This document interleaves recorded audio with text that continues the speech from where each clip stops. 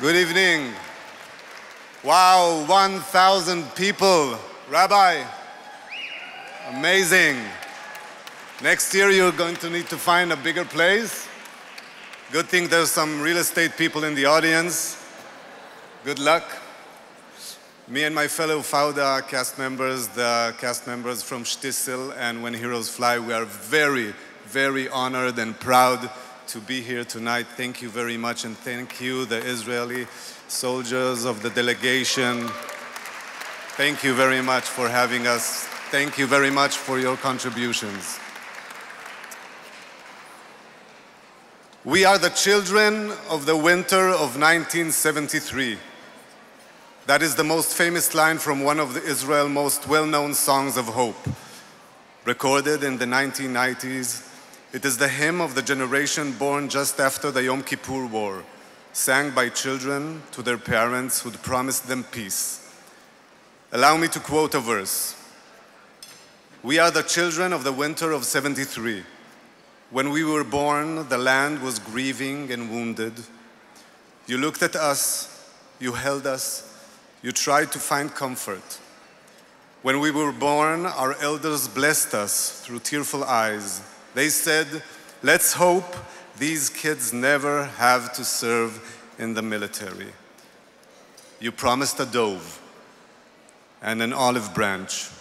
You promised peace at home. You promised spring and blossoms. You promised to keep your promises. You promised a dove. It's been 25 years since we, the children of winter of 73, served in the military. Those of us smart and attractive enough to marry young are currently sending their children to the military. They are the grandchildren of the winter of 73. Our parents weren't able to keep their promise to us, nor the children of 73 to theirs. But what about them?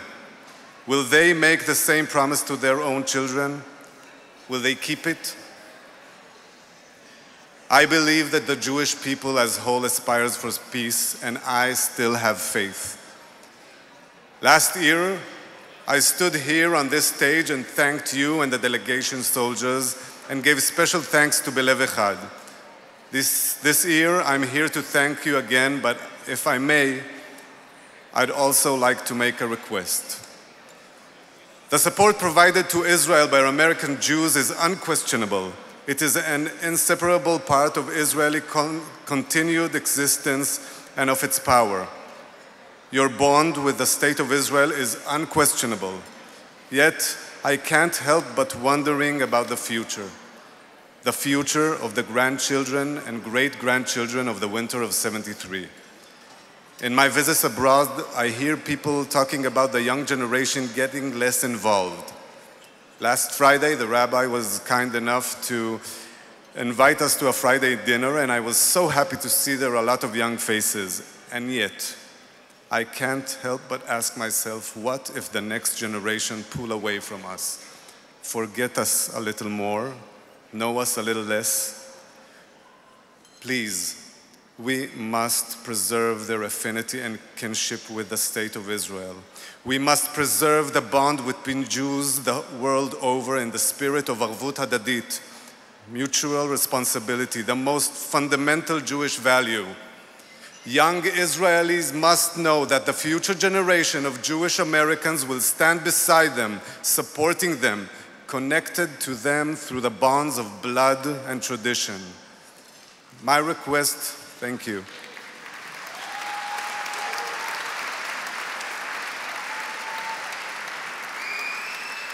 My request for you is to impart future generation the same deep connection that attaches you to Israel and help us maintain the energy and strength to keep that promise for peace given back in the winter of 73.